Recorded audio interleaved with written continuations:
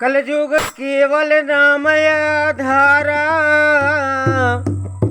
सुमिरी सुमिरी नर नारी उतरत पारा। प्रेम से बोली श्री शंकर भगवान की जय, श्री कलयुग महाराज की जय। देखिए को भक्त बड़ी का कहतरी, बड़ा दुख में बड़ी और बड़ा खिसिया के भगवान के लगे मंदिर में आइल बड़ी। कहतरी कि हे प्रभु, इतना राउर हम पूजा पाठ सब कुछ कोई नहीं, लेकिन काहे हमर बिगड़ता। भगवान कहतरी कि बताओ तेरा का दिक्कत बा। कहतरी कैसन दुनिया बनवला जगत के गुरु, समझ में आवत नइखे। कैसन दुनिया बनवला जगत के गुरु, समझ में आवत नइखे।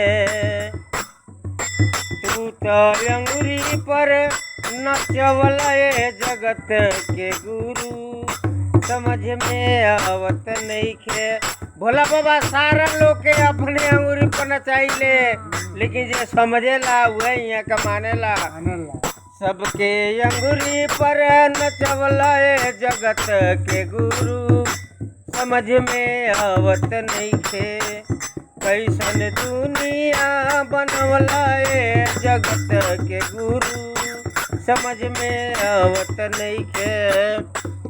देखिए वो का कहते रे भक्त फिर, केहू के कोठा ऊपर कोठा, केहू के कोठा ऊपर कोठा, केहू के महल के तैयारी होता। केहू के कोठा ऊपर कोठा, केहू के महल के तैयारी होता। केहू के मरई बिना तर सवला जगत के गुरु, समझ में आवत नइखे। केहू के मरई बिना तरसवला जगत के गुरु, समझ में आवत नइखे। कैसन दुनिया बनवला जगत के गुरु, समझ में आवत नइखे। समझ में आवत नइखे, समझ में आवत नइखे। है कैसन दुनिया बनवला जगत के गुरु, समझ में आवत नइखे। अरे को बागिन बड़ी उका कहतरी के भोला बाबा, हम लोगों पूजा करला था, हम करी लेता, हमार नाम काहे बागिन धरवा देनी। भोला बाबा कहतरी कि तू कह का कहतरू। हे जगत के गुरु, समझ में आवत नइखे। कैसन दुनिया बनवला जगत के गुरु, समझ में आवत नइखे। केहू के बेटा ऊपर बेटा, केहू के बेटा ऊपर बेटा, केहू के नाती के तैयारी होता। केहू के बेटा ऊपर बेटा, केहू के नाती के तैयारी होता। केहू के बाजिन नाम धरवला जगत के गुरु, समझ में आवत नइखे।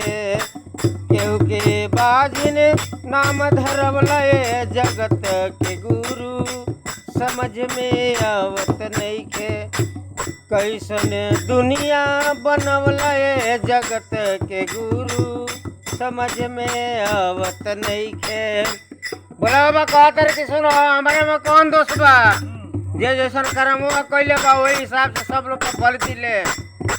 केहू के गाड़ी के ऊपर गाड़ी, केहू के गाड़ी के ऊपर गाड़ी, केहू के चर पहिया के तैयारी बा। केहू के गाड़ी के ऊपर गाड़ी, केहू के चर पहिया के तैयारी होता।